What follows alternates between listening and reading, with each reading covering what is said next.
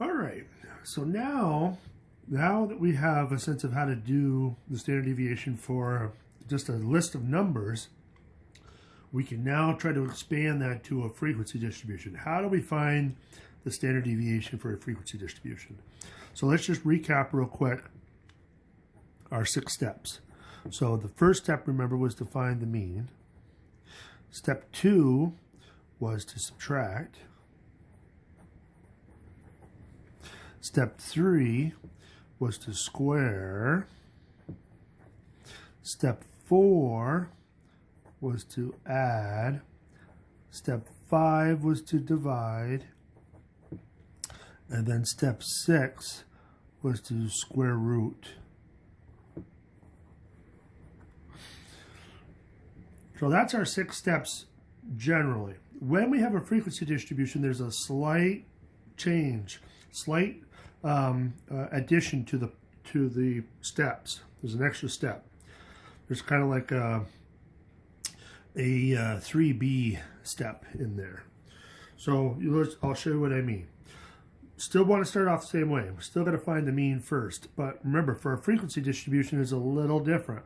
So we got this extra column in here, this x times f column. Because remember, we're trying to bundle our numbers together when we add them up. So if we multiply across, that allows us to do that. So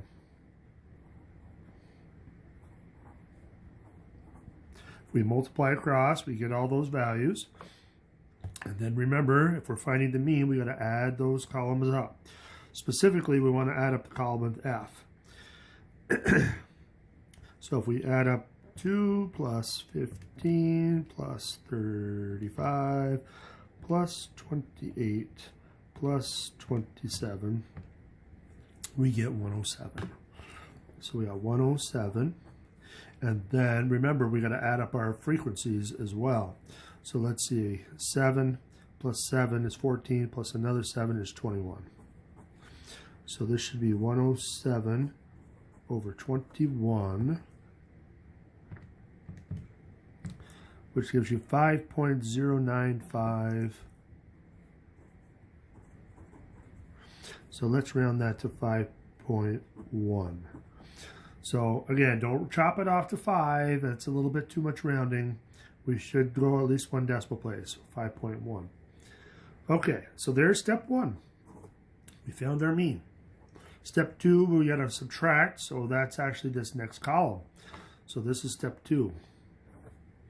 So we're going to subtract all of those numbers. So again, make sure you're grabbing the right columns.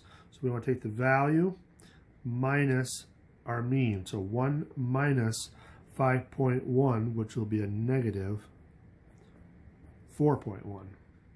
3 minus that will be a negative 2.1. 5 minus that. 7 minus that. So 7's going to be bigger, so it should be positive. So this will be a 1.9, and this will be a 3.9. So that's step 2. Step 3 is to square. So we're going to square all those numbers. So let's make sure I do it right. So 4.1, now it is negative, but remember when you square it, it goes away. So 16.81, 2.1, I'm quite confident it's 4.41.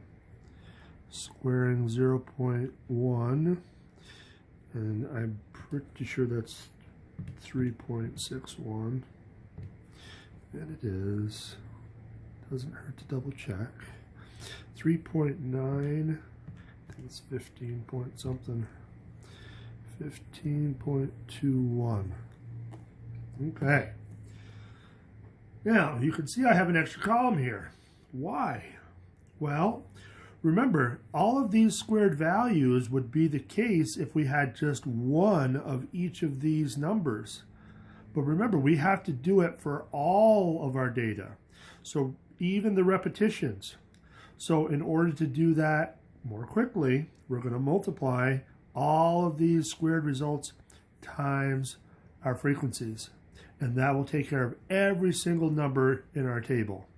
So if we double this one, 33.62.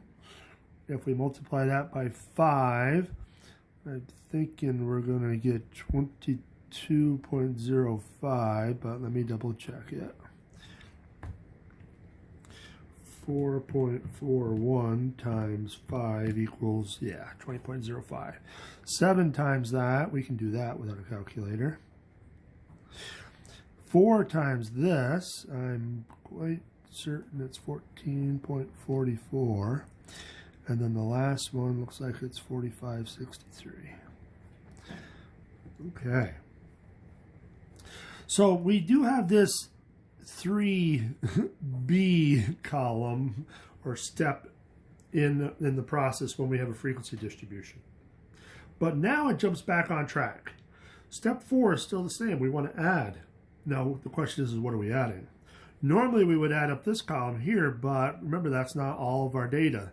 This one is. So this is the last column is the one we want to add.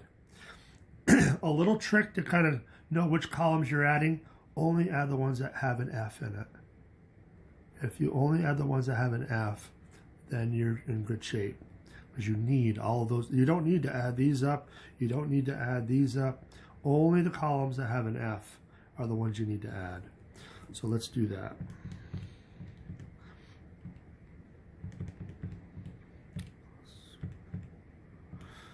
Plus 14.4.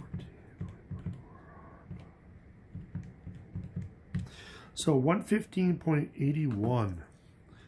115.81, 115.81. So there's that. Step 5 is still divide, so we're going to be down here. We're going to divide by n minus 1. So what's n? Remember, n is what we divided by to find the mean. So we're still going to use that same number.